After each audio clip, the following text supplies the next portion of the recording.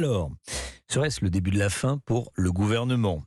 Même si, à ce stade, les motions de censure, on l'a vu avec Alexandre Chauveau, déposées par les oppositions, ne semblent pas avoir de réelles chances d'aboutir. Le second quinquennat d'Emmanuel Macron est à ce jour à l'arrêt.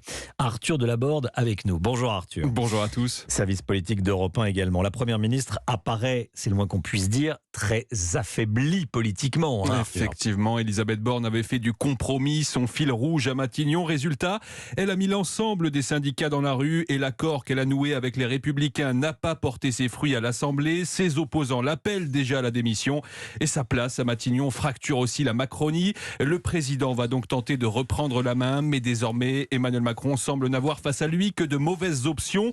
Continuer sans rien changer, remanier ou dissoudre, mais avec quel résultat ? Alors Arthur, comment l'exécutif en est-il arrivé là ?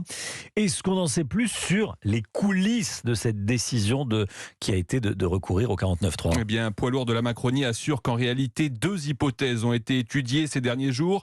Celle du 49.3, mais aussi celle d'aller au vote tout en ayant la certitude de perdre, car les décomptes transmis dès dimanche par les Républicains montraient qu'il était impossible de l'emporter.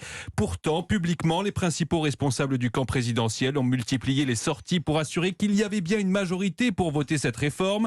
Rien n'a été fait pour préparer l'opinion au 49.3 et l'exécutif a donné l'impression d'agir dans la précipitation. Arthur Delaborde, merci beaucoup Arthur. Midi.